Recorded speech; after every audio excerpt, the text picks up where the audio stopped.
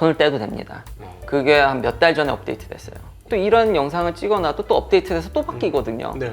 그러니까 하드웨어가 안 바뀌어도 소프트웨어로 계속 기능을 바꿔 나가니까 미국에서는, 제가 있는 환경에서는 굉장히 압도적입니다.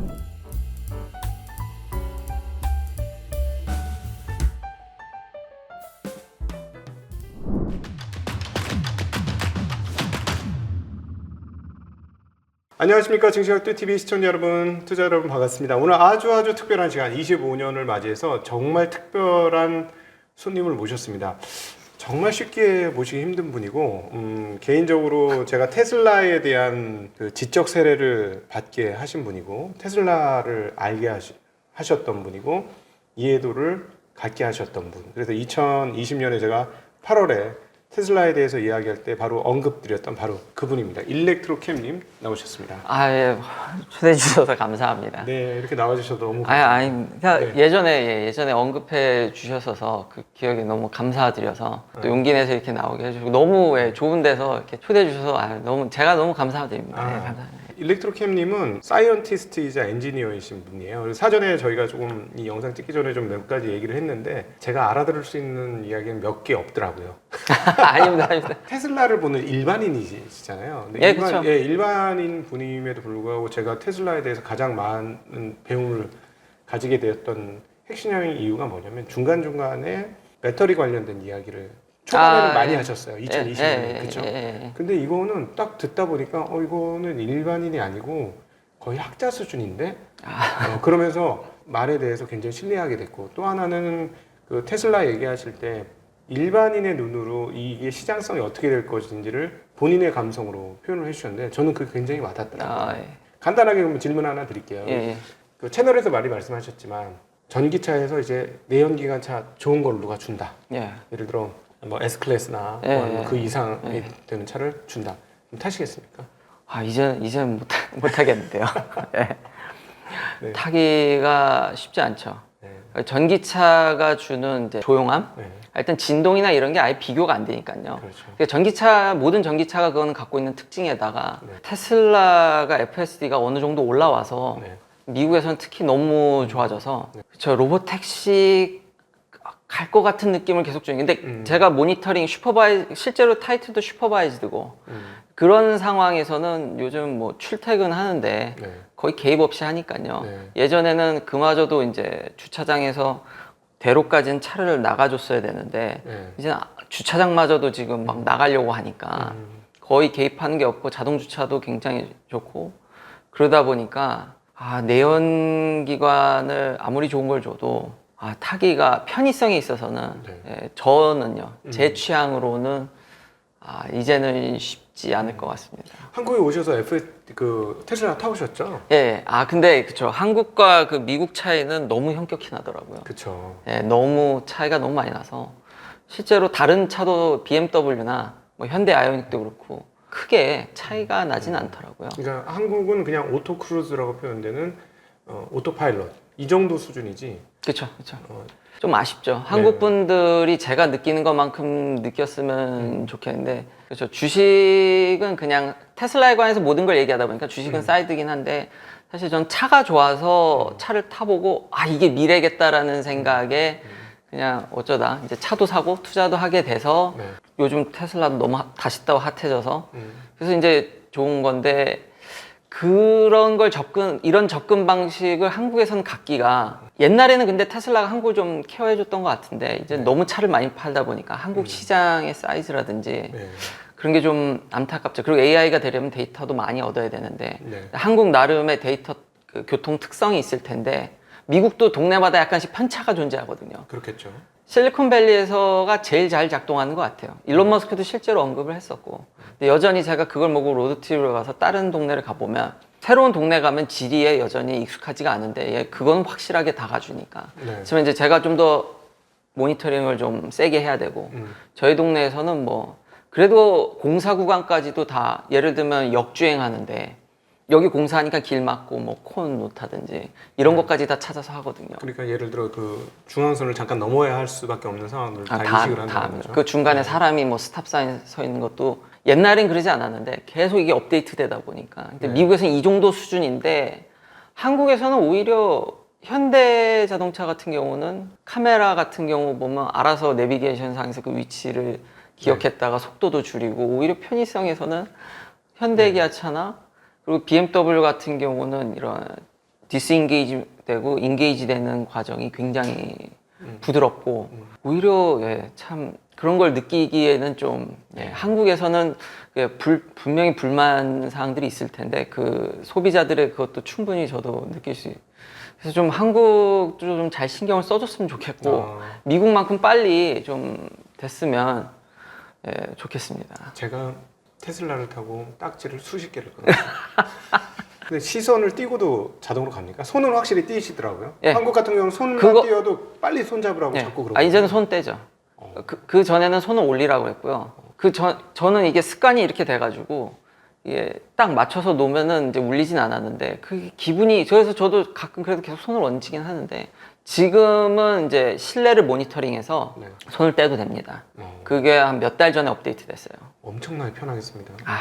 그 천지 차이인데, 손을 잡고 있는 것과 떼고 있는 게 천지 그쵸, 차이인데. 그쵸. 뭐 손 놓고 잡고 뭐야 이러지만 이거는 엄청 그럼요. 완전히 아직은 믿으면 안 되는데, 그 업데이트 전이긴 한데 참 묘하더라고요. 이거 뭐라고 표현하기가, 그러니까 로봇 택시가 될 것 같은 느낌은 엄청 줘요.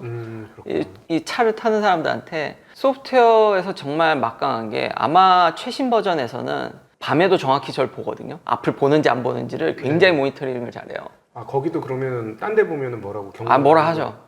앞에 무조건 봐야죠. 그 경고가 너무 자주 나와서 굉장히 불편하더라고요. 저는 나오죠, 당연히. 그건 마찬가지고. 마찬가지죠. 심지어는 이제 운전 중에 내비게이션이라든지 제가 이제 터치 패널에 손을 넣어서 조금만 한 5초만 해도 벌써 뭐라 하죠. 왜 앞에 안 보냐고. 맞아. 그건 똑같군요. 그 선글라스를 써도 사이버 트럭 같은 경우는 보는 것 같고요. 근데 옛날 버전인 차들은 못 보는 것 같은데, 이게 그러니까 테슬라를 언급하는 게 참 이렇다라고 얘기하는 게 힘든 게, 또 이런 영상을 찍어놔도 또 업데이트돼서 또 바뀌거든요. 그러니까 하드웨어가 안 바뀌어도 소프트웨어로 계속 기능을 바꿔 나가니까 아마 옛날 좀 하드웨어 3나 옛날 차들은 그냥 카메라로만 보는 것 같은데, 센서가 아니라. 근데 선글라스 쓰거나 이제 모르겠다 그러면 벗으라 그래요. 안 벗으면 나 운전 안 해준다고. 그런 경고도 내고. 하드웨어에 따라서는 어떻게 해서든지 앞을 보게 만들어요. 그러니까 전방만 주시하면 그건 내가 알아서 할게. 그 정도까지는 지금 현재 와 있죠. 그래서 엄청 편하죠. 그렇구나. 그러다 보니까 제가 좀 더 이제 회사에 좀 팬이 되고, 그런 기능 때문에. 그래서 다시 원래대로 돌아와서, 아직 미국에서는 내연기관에서 이렇게 해주는 회사는 아예 없고요. 그리고 사고 난 뒤로도 내가 너무 테슬라를 너무 믿었나, 이건 좀 아니어서 다른 회사 차들도 다시 한번 시승을 하고 차 한 대로 하려고 그랬는데 그게 어렵더라고요. 미국에서 원카 패밀리가 너무 어려우니까 원카 패밀리라고 하는데, 차 한 대로는 뉴욕이나 뭐 보스턴 정도 아니면은 샌프란시스코도 쉽지가 않아서. 그렇죠. 그러니까는 그 집에 있는 사람들이 뭔가 어디 가려고 할 때 차 없이 가기 하면 어렵다는 얘기시죠. 대중교통이 제 시간에 오지도 않고요. 갑자기 막 앱 보다 보면 차가 오다 막 사라지고. 한국하고 다릅니다.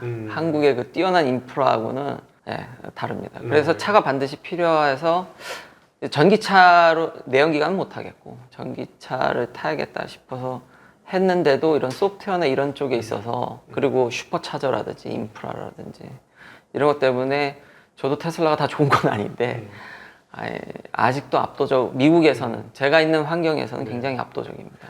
이번에 이제 사이버 트럭 구입하셔서 직접 몰고 계시잖아요. 꽤 이제 됐는데 그것도 엉겹거리시 하셨던 걸로 알고 있는데. 아무래도 고민을 하시다가 어느 순간에 내 손 안에 들어와 있다. 그렇죠. 테슬라가 장사를 잘하고 항상 시가에 파니까요. 그러니까 저는 예약을 한 100만 번째일 거예요, 아마. 사람들 많이 예약하고 중간에 했는데, 한국에서는 아마 난리가 날 텐데 first come first serve가 아니라 나는 이런 차가 현재 준비되어 있는데, 그러니까 결국 비싼 차를 먼저 파니까요.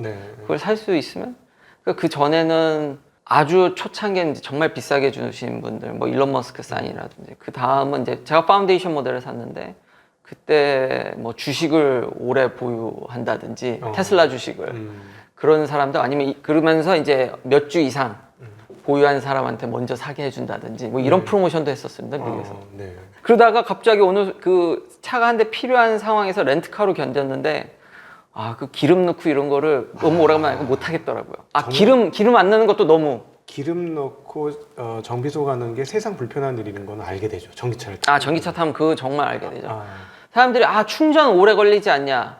근데 사람들 기름 저희 동네 보면은 그 코스코에 그 조금이라도 싸게 넣겠다고 그걸 줄 서서 기다리고 네. 그 시간이면 충전을 하고 오겠다라는 생각이 들고 그리고 생각외로 집이라든지 집밥이라고 그러죠. 그러죠. 집밥이라든지 아파트 내에서도 설치되어 있는 데가 꽤 많아요. 네. 그리고 실리콘밸리에서는 직장에서 그걸 일종의 복지로 아주 저가나 공짜로 충전하게 해주는, 그래서 회사에 오게 만드는 네. 그런 데가 많기 때문에요. 네. 찾아보면 다 그런 건 아닌데 네, 그러다 보니까 제가 굳이 가스스테이션을 안 가잖아요. 네. 그냥 직장이든 뭐 집이든 이렇게 충전해서 시간을 벌게 되고 오일 체인지도 안 하고 네. 뭐 비교할 수가 없죠. 그거. 그게 사실 제일 큰 장점 중에 하나죠. 그러니까 차를 관리할 일이 없고 타기만 하는 거죠. 그렇죠. 정말 타기만 합니다. 딱 하나, 타이어 하나 가는 거죠. 타이어만 갑니다. 예, 타이어 외에는 전혀 아무것도 안 뭐 오래돼서 에어 필터 갈아본 적 있고요. 네, 에어. 그 실내 에어 필터, 그 엔진 필터가 아니라 네. 실내 필터라든지 와이퍼 블레이드, 예. 뭐 그런 소모품 정도지 오일을 갈아보기를 했나. 그렇죠. 아무것도 한 게 없죠. 그 스트레스가 굉장히 커요. 사실 예. 뒤집어서 생각해 보면 그 신경 안 쓰는 게 굉장히 편하더라고요. 사람들 오일 체인지 할 때 조금이라도 아끼려고 좀 거리인데 나가서 예약 잡고. 한국은 오히려 너무 다 그래도 가깝게 잘 돼 있어서 그렇지만 네. 요즘 미국은 그런 인력 문제라든지 인건비 문제 때문에 그 오일 체인지 하는 비용도 많이 올랐고요. 네. 그것도 좀 싸게 하겠다고 나가시는 분들이 있기 때문에 그럴 시간에 아예 입고 사는 게, 전기차를 타고 그걸 네. 입고 사는 게 낫는 게 아닌가라는 생각이 드는데, 예. 기존 그 테슬라하고 사이버트럭하고 어떻게 다릅니까? 사이버 트럭이 승차감이 아이러니하게 제일 좋고요. 예? 네. 트럭인데.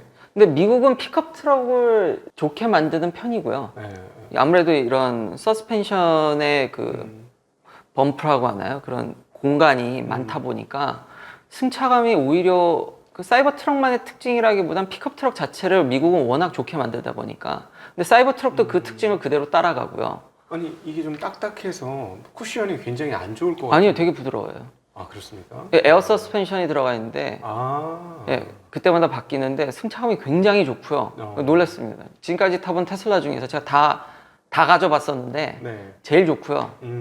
네. 그리고 제가 나름 초반에 사다 보니까 사람들의 관심? 그 연예인 된 느낌도 받을 수 있어서 좋았고요.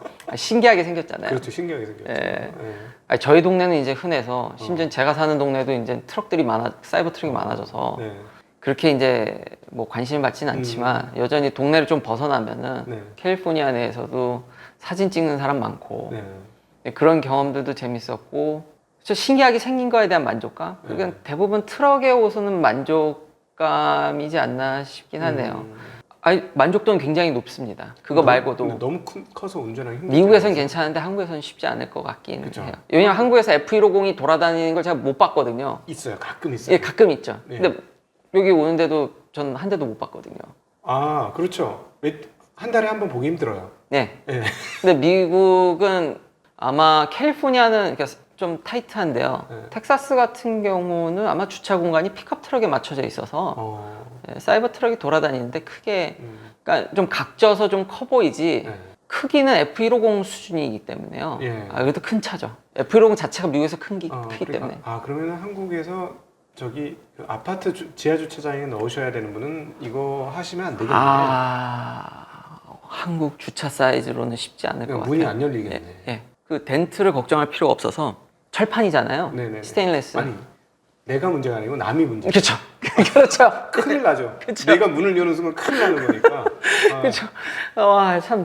참 너무 그런 게 이기적이죠. 제가 교통사고 나고 나서 그런 제안이 왔을 때 그게 그 타이밍에 하필 연락이 와서 그래 사자.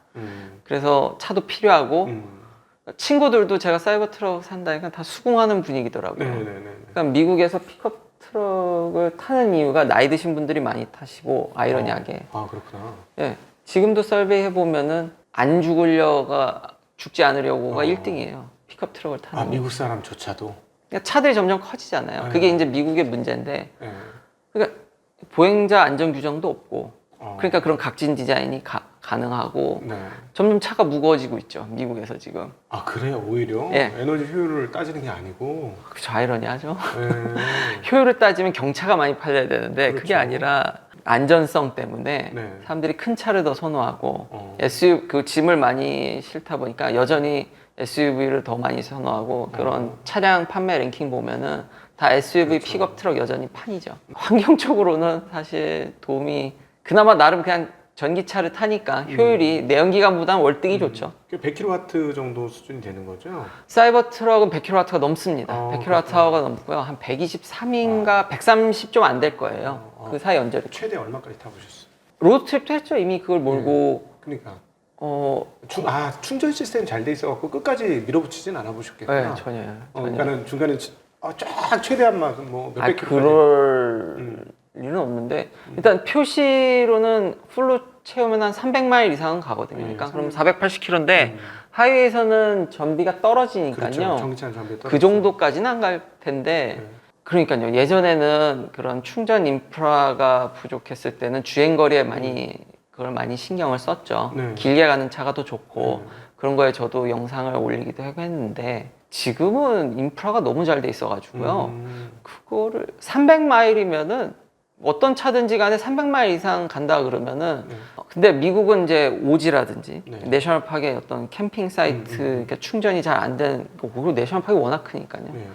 그런 데 가면 조금 좀 근데 거기는 뭐 기름 채우기도 쉽지 않은 데라서 근데 그런 데는 좀 힘들지만 미국의 인터스테이트 하이웨이라든지 큰 하이웨이에서는 한 100km마다 100km도 안 되는 시내 같은 경우는 100km도 안 되는 데다 막 충전소들이 워낙 대규모로 근데 테슬라 슈퍼차저만요. 그러니까 그러면 화장실만 갔다 와도 되는 거 아니에요? 꼽아놓고. 예. 그러니까 주변에 친구들한테도 제가 막 그런 거 같이 여행 가다 보면 많이 전파를 했죠. 보라고 그냥 집까지 가는데 5분 10분만 충전하고도 아무리 멀어도 정말 멀리 가지 않는 한은 하고 그냥 집에 가서 충전하든지 하면 되니까요. 한국 슈퍼차저는 정말 그 고속도로 밖에 있어요. 예, 그것도 그러니까 그것도 꼭 주차 요금 내는 데 있어요. 아니 미국은 그렇진 않거든요. 미국은 거의 뭐 주유소 같이 있으니까요.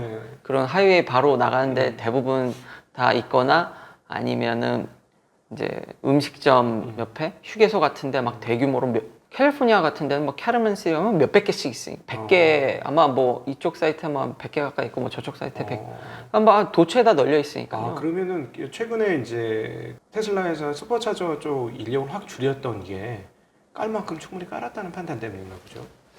그러니까요. 그때 사람들이 그때 많이 충격적이었죠. 왜냐하면 이게 테슬라의 장점인데 더 이상 R&D 할 게 없어서인지 잘 모르죠. 회사 상황이라는 게 너무 다이나믹하게 바뀌니까요. 뭐 그렇게 볼 수도 있긴 하겠네요. 이제 어떤 규격화돼 있고 이제 깔기만 하면 되니까. 근데 그때 좀 비판적인 여론이 있었죠. 이게 테슬라의 장점인데 그 부서를 이렇게 날려버리면 워낙 이런 스타트업 방식으로 회사를 운영하시다 보니까 일론 머스크가 근데 뭐 어차피 사용자들은 불편함은 없는 거잖아요. 현재 없죠. 그러면 현재 뭐 없죠. 사실 충분히 그럴 수도 있죠. 캘리포니아만 불편함이 없을 수도 있고요. 미국은 워낙 크다 보니까. 그렇죠. 근데 시골이라든지 이럴 때는 또 불편할 수도 있으니까요. 근데 캘리포니아 내에서는 제가 슈퍼차저 때문에 옛날에는 뭐 여행 가면 기다려야 되고, 그러니까 명절 때, 뭐 많이들 이동할 때면은 그게 꽉꽉 찬다라든지 그런 경우가 간혹 있었거든요. 저도 뉴욕이든 캘리포니아든 가끔 있었는데 요즘은 기다리는 걸 한 번도 본 적이 없어요. 제가요. 그랬을 수도 있겠네요. 근데 지금 현재는 잘 되어 있고요. 그리고 뭐 결제 시스템이라든지 그냥 꽂으면 되잖아요. 그게 여전히 미국에서 다른 충전은 제가 써보니까 왜 이렇게 그런 결제 핸드쉐이크 과정이 그런 에러들이라든지 그게 여전히 미국에서는 그래서 막강하죠. 한국도 지금 충전 회사들이 수없이 많아가지고 그래서 다 다르게 쓰잖아요. 회원 가입을 다 해야 돼요. 그러니까요. 물론 한국 시스템 잘 돼 있기 때문에 회원 가입하는데 아주 오래 걸리지 않는데 그쵸. 그러면 한 5분 10분 이상은 걸리는 거예요. 충전하려면 새로운 시스템에서 하려면 그런 좀 불편함들이 있죠. 그것도 미국도 마찬가지일 것 같아. 그 네. 테슬라를 제외하고는 테슬라 제외하고는 네. 근데 테슬라가 너무 잘 깔아놨으니까 그냥 가놓고 그냥 꽂으니까 그 시간도 사실 충전하는데 크게 작용을 하니까요. 그럼요. 네. 테슬라는 한 5분에서 10분만 해도 상당히 꽤 많은 거리를 네. 갈 수 있으니까. 만약 이제 state of charge가 너무 낮으면 이게 충전 속도라는 게 초반엔 빠른데 나중엔 그렇죠. 늦춰지잖아요. 그러니까 초반 5분, 10분이 굉장히 크거든요. 네.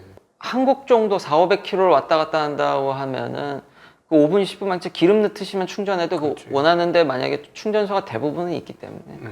거기 가서 충전하면 되니까 네. 그래서 그런 편의성이나 이런 게 일반 내연기관하고는 차에 거의 이제 그런 오히려 더 편하죠. 네. 네.